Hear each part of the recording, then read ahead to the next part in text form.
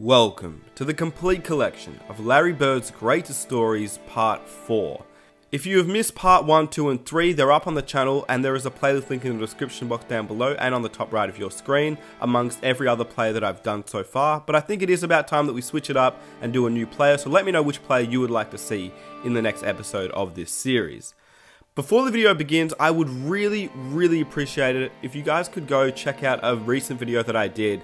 The video took about a year to make with so much editing going on, and it was something that took me a long time, so I'd really appreciate it. If you're an NBA fan and you think you may enjoy it, here is the snippet.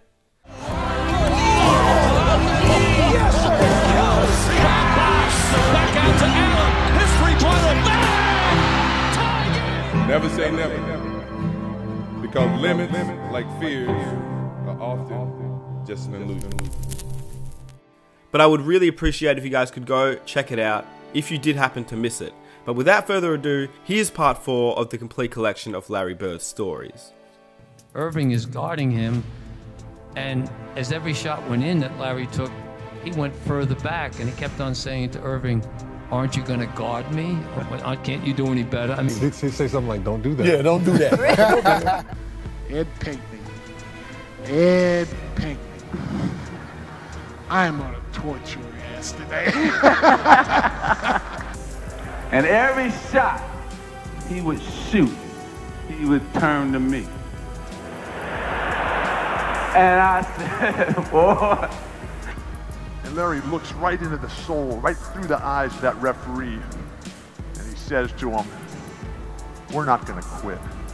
You make sure you don't quit either." He catches the ball and looks over at our bench and goes, "I'm going to take 2 dribbles right, crossover left." And Derek McKee is on. And Derek's on him. Don't let him do that to you, D.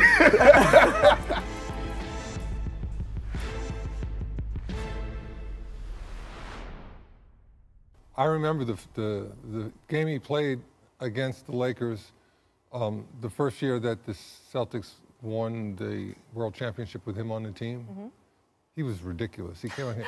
I remember our sportscaster played the Superman theme when he was talking about him that night after the game because he did everything, right. Points, rebounds, assists, just steals, you name it.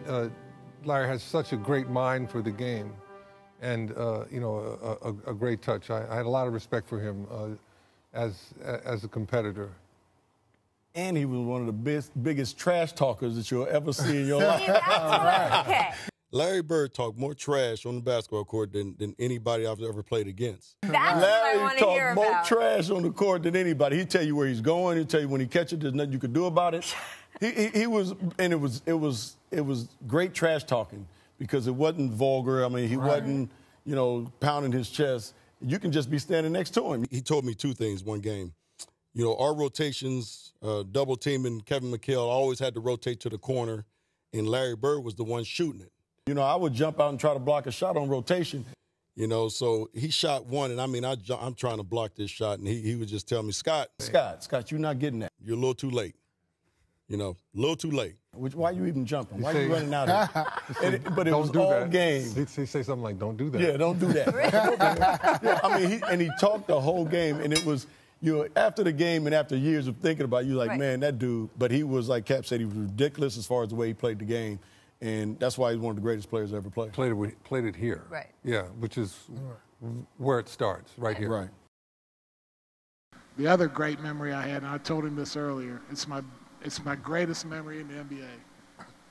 I mean, I'm playing 15 minutes a game. Ed Pinckney's playing 15 minutes a game. And we'd come into Hellenic College, and we'd sit in that little nasty locker room back there, and nobody felt like practicing.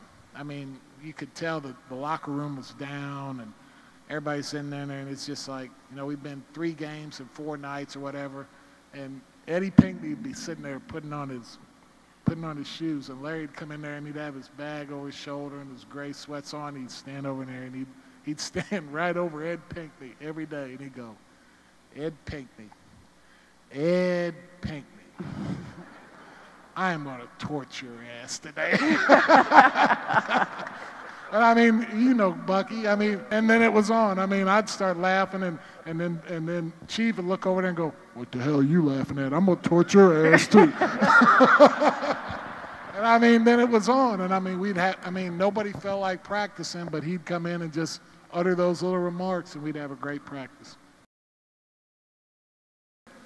One of the best lines I ever heard was, I think it was '86, we were playing Houston, and we're going into game 6. It's the Celtics trying to tack banner number 16 up on the roof. And the Houston Rockets trying to battle and bring about a 7th game in the 1986 NBA Finals. And the crowd is absolutely going berserk about an hour before the game, and some of the guys were still shooting before they came in, and it was said that, hey, I'm telling you, them fans want blood out there, and they don't care whose it is. We lose, it's our blood. And it was right, because, man, that place was rocking that day. I mean, it's always rocking. And in that game, Larry Bird played his self-admitted and acknowledged greatest game that he ever played. Because in a game that had tons of guys that were winners of the genetic lottery, 7'4" Ralph Sampson, 7-foot Akeem Olajuwon, 7-foot Robert Parrish, 6'10" Kevin McHale. We called him Frankenstein, though. Kevin could stand up straight as can be, 6'10", but dangle those long arms of his and scratch his shins without bending over. And Kevin, when he needed that foot operated on and had the screw put in, they just took the screw out of his neck and put it right into his foot there. Frankenstein. And here's Larry. Here's Larry, who can't jump this high. I saw him dunk in one of these videos. I couldn't believe it. It must have been a Photoshop or something.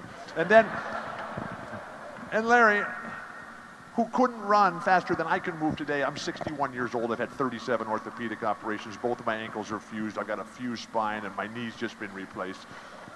Larry, at his peak, couldn't run faster than I can move today. Yeah, with all these guys playing above the rim and just dominating everything, there was Larry, grabbing every rebound, every single rebound. And instead of just putting it right back up, he would go run out to the three-point line and just throw it up there and not even look at it, just run down the court going like this. And in that game, I was playing so poorly that Larry Bird came up with his regularly repeated mantra, where he would go to Casey Jones during the dead ball situation and says, "Casey, you can either take Walton out or you're going to take me out. It's your choice." That's true. And Casey Jones always made the right decision. A lot of people don't remember in those days that the rivalry was Philadelphia and Boston. Julius Erving and Larry Bird. Both teams were undefeated. And, you know, I'm the baby in the group. There's only 2 referees. I'm with a veteran official. The officials for tonight's ball game. Jack Madden, the veteran, is going to be one of them. That is Jack on the left, and that is Dick Pavetta on the right. And we do the first half. And the start of the second half, Dennis Johnson dives for a ball and crashes into my partner and breaks his leg. Dennis takes it to the hole. Won't go. Takes down Jack Madden, and that gets a big hand from the crowd. But Madden's hurt. Madden is hurt. Well, we stop the game. They carry him off on a stretcher, and I do, you know, my plea to both coaches. I get Casey Jones and I get Billy Cunningham, and I said, "Coaches, listen, I'm by myself. I'm going to work for 2 men. I'm going to work as hard as one person can possibly work." Dick Pavetta is going to whistle this one alone. He goes up to talk right now to Casey Jones. I'm sure he'll be back and explain to Billy Cunningham how he's going to work this. But this is only going to be successful if I have your cooperation. Dick, you got it. No problem. Everything is fine. And I think Billy Cunningham had to say to his assistant, what's his name? What's that guy's name? Yeah, Dick. Yeah, they didn't even know who I was. Look at Cunningham. He's doing laps over there, folks. And, of course, as luck would have it, Larry Bird has an unbelievable night. Every shot he took, Irving is guarding him.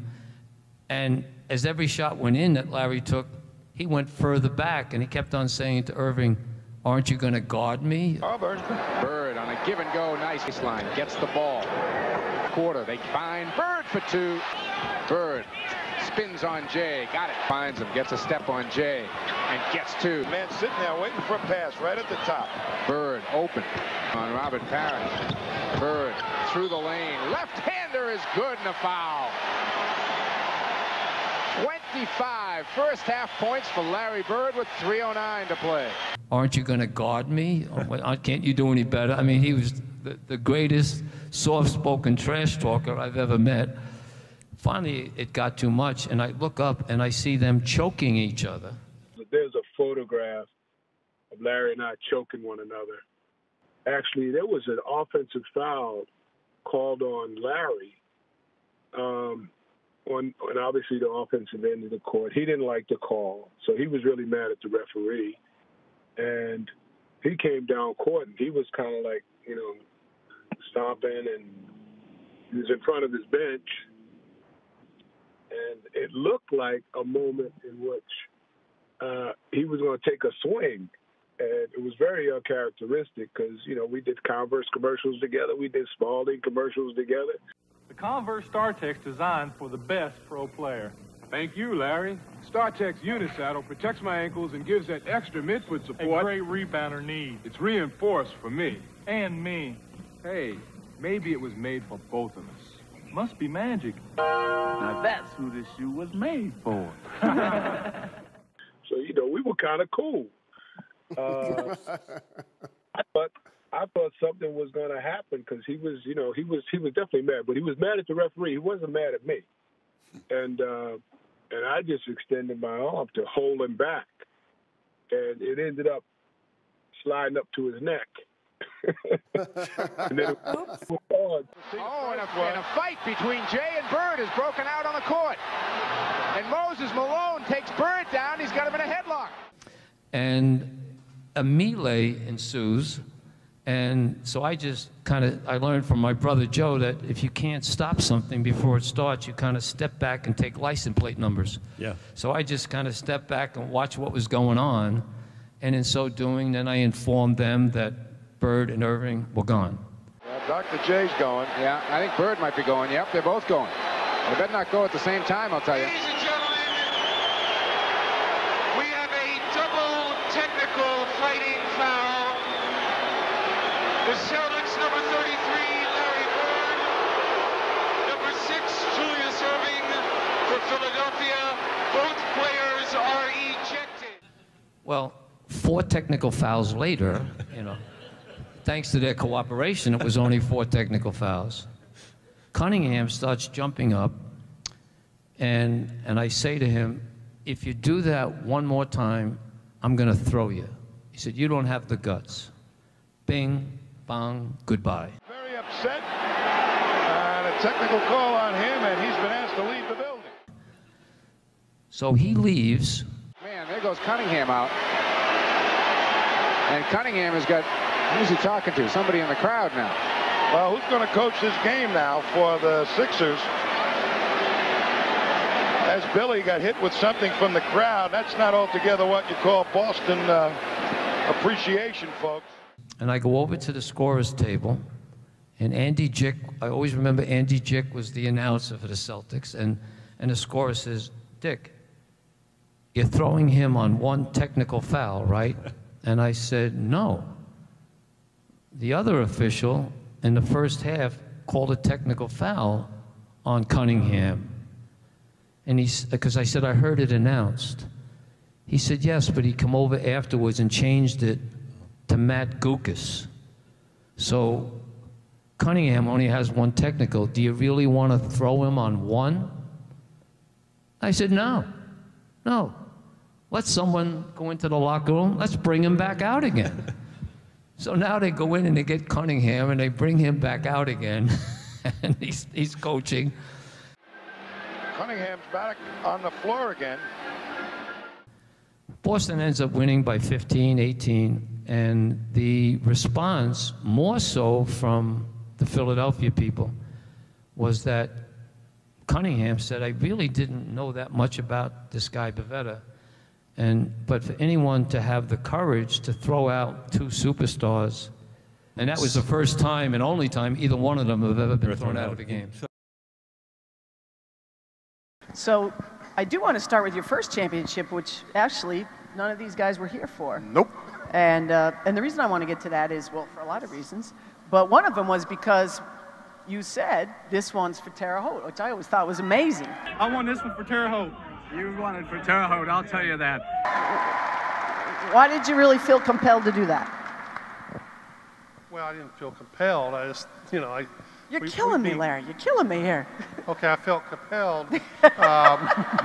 Compelled that we played against Irving the first time, and you know, Jackie, if you remember that series, which I know you do, we lose game 1. The Celtics had been stunned by game 1 and held practice behind closed doors in an attempt to regroup. We lucked out game 2 in overtime. Now to Magic. Back over to Worthy, and it's picked off. Toss to Henderson, he lays it off and in. It's all tied up. A great play by Henderson. The Lakers knew they had given this game away, but it went into the Celtics scorebook as a victory. We get blown out by 32 in game, am I right? Yeah, but I was 30, 32 or something. Pretty good. The most lopsided defeat in Boston playoff history, and the Celtics looked like beaten men. What did you call your teammates after game 3, remember? I just feel that, you know, we got some great players on this team, but we don't have the players with the heart sometimes that we need. And until we get our hearts where they belong, we're in trouble. Bunch of I know sissies. what I Bunch called. of sissies. That was great. No, I know what you called us. I called all of us. You call. He said we played like a bunch of sissies. Is exactly what he said. We, not you. I didn't say that you. Whoa. I meant you, but somehow it just came out we. Bird called his teammates sissies, challenged the entire squad. You were obviously upset because it was a bad performance, but what, were you just trying to motivate them, or did you really feel that way, or No, both? I felt that way. They had us down 38. Remember we kept sitting there running too fast for us? We can't catch them. We can't catch them. And the Lakers were loose, confident, and happy. As far as they were concerned, they'd won all 3 games. The second game loss, a minor slip-up. In the heat of the moment, Boston developed a battle plan. He should go the distance. Oh, look out! And tempers flared. The Lakers' cool was blown. Instead of setting the tone, they found themselves retaliating, and their well-honed concentration was disrupted. But the physical pounding paid off for Boston. I said, how in the heck are we still in this? In overtime, Worthy, stolen by Emil Carr. And the Boston Celtics have evened this NBA World Championship Series at 2 games apiece. But somehow we end up winning game 4, go back to Boston. Having criticized his teammates, the Celtic captain took it upon himself to lead them. Moving without the ball, hitting from all over the court, muscling for position underneath. He played a brilliant all-round game. And we say, now we got to put the hammer down. We cannot let them get out here with a win. We win game 5. Bird had an extraordinary game, scoring 34 points on 15 of 20 from the field and grabbing 17 rebounds. We had a pretty good lead in game 6, lose it. And game 7 was absolutely crazy. The Lakers would remember for a long time the one they let get away. Larry Bird's 2 free throws capped the scoring, and in moments, the Celtics would be champions. Time finally ran out on the talented Lakers. It was Boston's year. After the game, they were asking some questions. I won a little trophy, and Larry Bird was chosen the playoff MVP. They asked me a couple questions. A little trophy. A little trophy, MVP. It would be the MVP trophy. And it hit me. Everything just came back to 1979 and how Irvin got the best of us then. And Does this get you even with Magic for what happened between Michigan State and Indiana State all those many years ago? Yeah, we're professionals now, but I won this one for Terre Haute. You won it for Terre Haute, I'll tell you that. Finally, I got a rematch with him, and we beat him. And I meant it. I wasn't a setup. I didn't mean it. You know, it was for Terre Haute. Yeah, very good.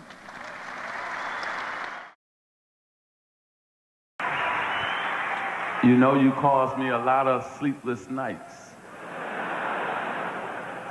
You know, I tell people all around the country when they ask me a question, who's the best, who this, who that, and I always tell them that, you know, I didn't play way back and all that, but when I was playing, that you're the best all-around player that ever played, and that, but more than that, you were the most feared player. I feared you more than anybody else because I knew if it was a little time on the clock, you know, 0.1, half a second, this man would find a way to win that damn game.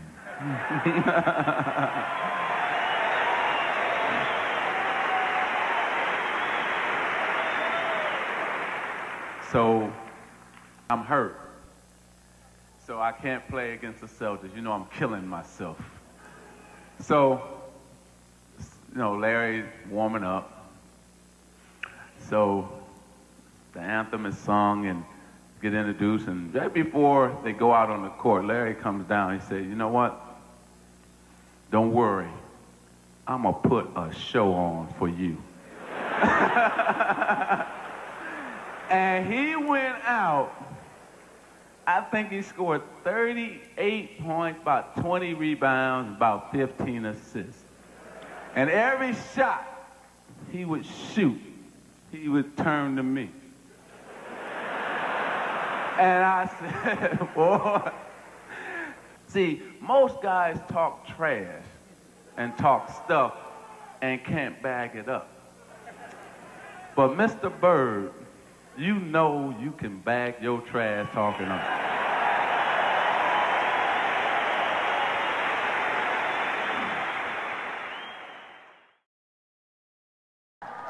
We're playing a game down in Atlanta, and this is how long ago this was, because Atlanta was a good team. And they had Dominique and Doc Rivers and Reggie Theus and Kevin the Penguin Willis and Tree Rollins and all these guys. And we are getting hammered. We're just getting killed. We're down 25 at the half. 3 seconds left in the half. Haynes, it does not go. And at the end of the first half, a standing ovation at the Omni for the red-hot Atlanta Hawks. They lead the Celtics 70-48.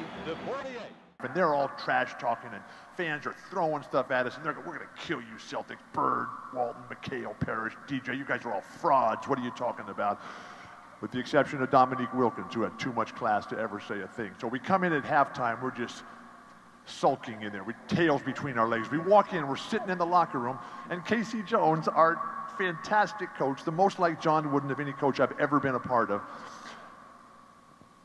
Casey walks in, he looks at us, looks at his watch, doesn't say a word, walks over to the cooler and pulls out a beer. Pops the beer, goes and sits down, pounds down the beer, just sitting there. Finishes the beer, looks at his watch, looks at us, goes over to the cooler and gets a second beer. Pops the beer, pounding it down, doesn't say a word. Looks at his watch, looks around at us, goes and gets a third beer, does the same thing, and then he gets up, looks at his watch for the final time, and he says, let's go. So we go out there and we're warming up for the start of the third quarter. And they got a record sellout crowd there at the Omni. And they're going to start the third quarter. And you watch an NBA game, and nobody wants to ever take the ball out of bounds because they know they're never going to get it back. Larry Bird always took the ball out of bounds. And that referee comes, and the referee hands the ball to Larry to start the third. We're down 25. Larry takes the ball and pushes it back into the midsection of the referee so that he can't get away, and the referee is like startled and staggered. What's going on here? We're all right there right in front of the Celtic bench. And Larry looks right into the soul, right through the eyes of that referee, and he says to him, we're not going to quit. You make sure you don't quit either. The guy just like melted on the spot. Larry hit 11 straight shots to start the third, including 7 threes. Ben has Whitman on him, a much smaller man. Bird, spectacular to get into when something goes wrong. They find Bird open. He winds up from 20. Tough. Meanwhile, he got nothing but net. And now Bird is smoking. DJ will take it all the way. Has it blocked. Bird comes up with it. The basket counts and it's foul. Ainge finds Bird cutting through. Larry fall away. Glass, 2 more. A moment ago, they took their lead. Bird in the lane. 33 points for number 33. Harris hits Larry Bird with it. 18-footer. Go! Larry Bird! We were tied at the end of the third. We won in overtime. We did not need a plane to get home. 10 foul shooter. Now that was the strategy, really. Let him make 2. Bird is giving him a little verbiage, by the way. Harris gets the rebound to Larry Bird. Ball game. Celtics win it by 3. Larry Bird, you're awesome.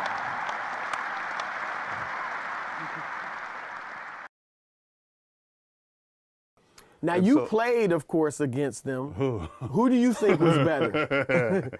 Again, individually. Now, they were in the same era. They cop out of that with the era talk. I'm going to give you Olden Polynesia's take on this. Magic, yes, the showtime and everything else. I got to give the S to Bird.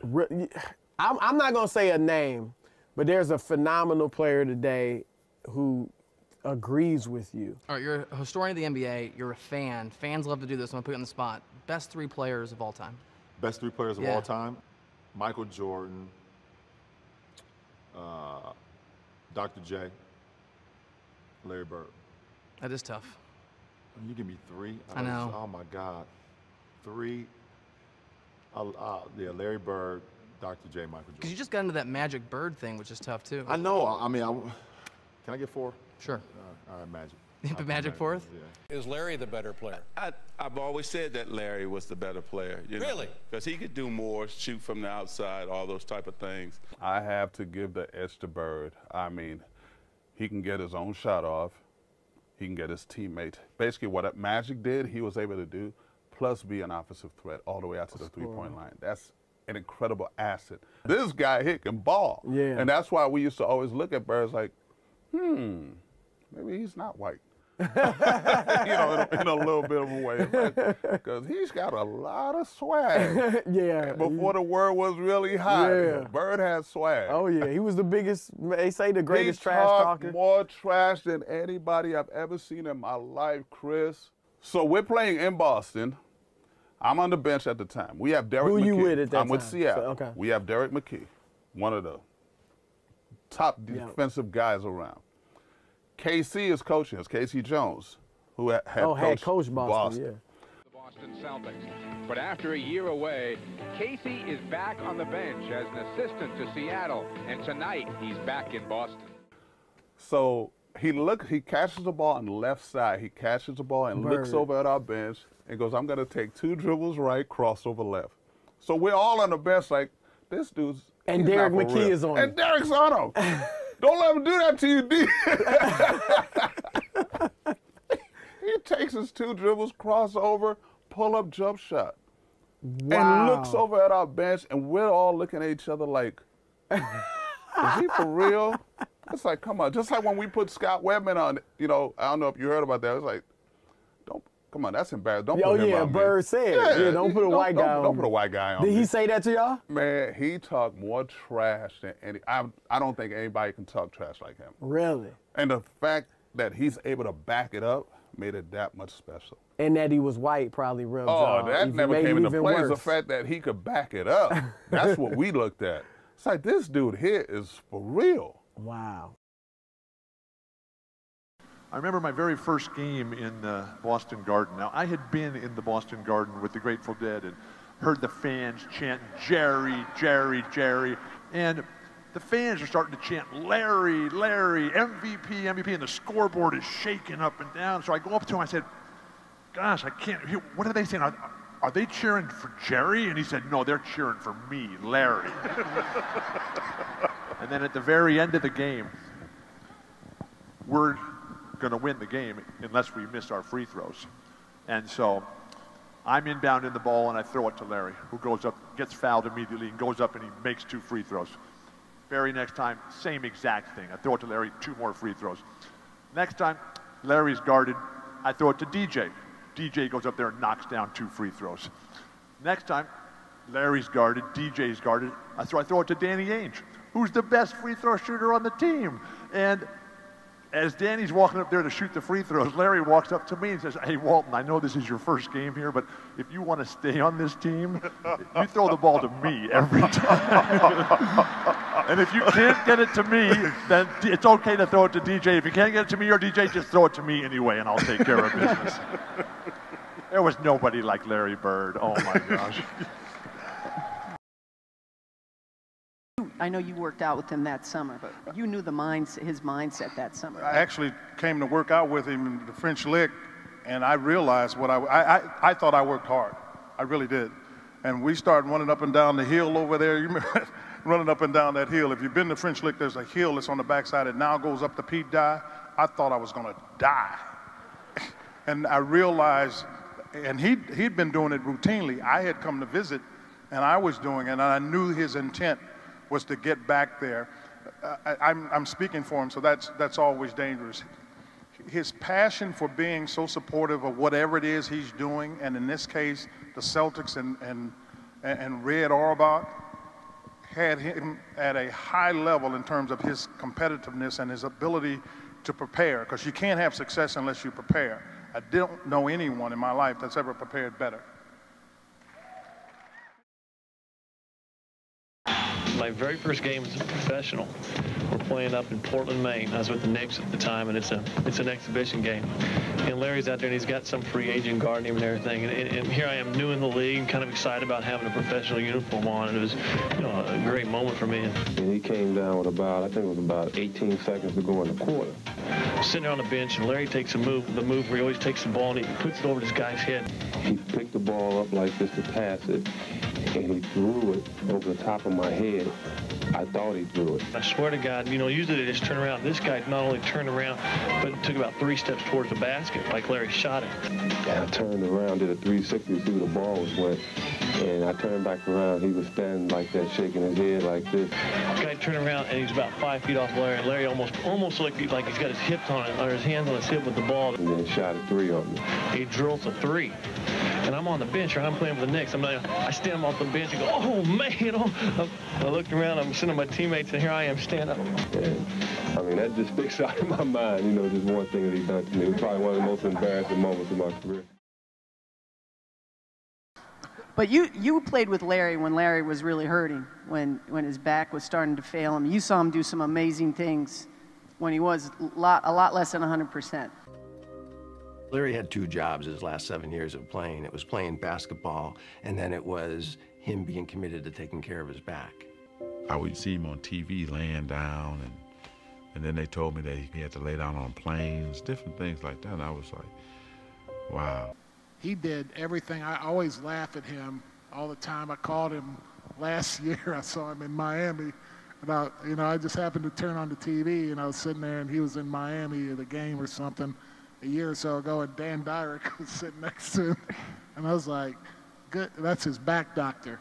I was like, good God, man, is that guy ever going to leave you alone? Every day, just for him to go to shoot around, just for him to practice, and then the games, he would sit there. Nobody saw it. I remember we were playing Detroit in the playoffs, and they brought a bike, and I remember sitting there, and I'm like, it was my first year, and I was like, why the hell are they bringing a bike into the locker room? He rode the bike for an hour to get his back loose so he could play the game. From 88 to 92, it was painful to watch. It was painful to cover. Larry is quite ornery when he's not feeling well, which means he was ornery for those next 4 years. He could manage the pain in a way that very few people can do. There'd be days he'd come in the office and he couldn't stand up straight. But even after 2 ruptured Achilles tendons and surgery on his back in 1991, Bird kept going to work. Product of a lesson learned many years before, seeing the swollen ankle of a man long since gone. Well, we don't know if it broke or not, but it looked broke to me. Had to go to work and he had to get his boot on, and it took everything I had to help him get that boot on his foot. Then he stood up limping, and he says, well, I'll see you this weekend, because he was working construction at the time. And I was pretty amazed how he could fight through that all week, then come home on the weekend, and it was black and swollen, and he'd sit around on the weekend and put that boot on and go again. If you get paid to go to work, you got to go to work. And to me, those are greater memories to me than any championship, because I saw the will of a guy. I mean, Larry could have hung it up. Larry could have said, this is too much, but he knew how much it meant for us. We had no chance. I mean, we had no chance without him. Bird knew that if the Celtics are to win a 17th title, he will have to lead them there. And, I mean, he sacrificed a lot of pain and did a lot of great things so that we could have a chance. Not to win it, you know, we weren't going to win the championship, but we had a chance just because of the sacrifice he went through every day to give us that chance. Every time I would play, I was wondering if I was going to be in a wheelchair. Was I ever going to be able to, you know, walk on the beach or hold my kids? His pain and his quest for basketball became all-encompassing. Very few people really knew what Larry was living with, because this was Larry's issue, and there was no sharing of his pain. You know, I probably should have retired in 88, 89, but it's that competition. I saw this dude right here go out against Portland, and I mean, we were in a playoff hunt, and he had a plastic thing on. I mean, from here, I mean, it was a full body brace. It was body armor. He got 48. Bird turning on Robinson as he was shooting some all. Here's Bird from the Robinson, and then fires. Yes! 5 gone by in the third. Only 3 for 13 from downtown. Bird again. Their team defense. Bird for 3. And behind Chicago. Bird. Yes. Bird to the reverse. Yes. Seconds remaining in the fourth quarter. Bird with the fadeaway. 1 assist away from a triple-double. Bird, yes! Larry Bird with a triple-double, 49 points. Was thought to be a scratch for today because of the Achilles tendon injury and a bruised thigh, and he has come through with his best game of the season. And wearing that, and hit the game shot and called it when he hit it. All right, here's Bird. Drexler all over him. He fires. It's a three-pointer. My God, I mean, the pain that he went through to give us a chance, not to win it. You know, we weren't going to win the championship, but we had a chance just because of the sacrifice he went through every day to give us that chance. And I hope you guys enjoyed the episode. If you did, please leave a like to show support, subscribe if you are new, and here are 2 new episodes that you may enjoy.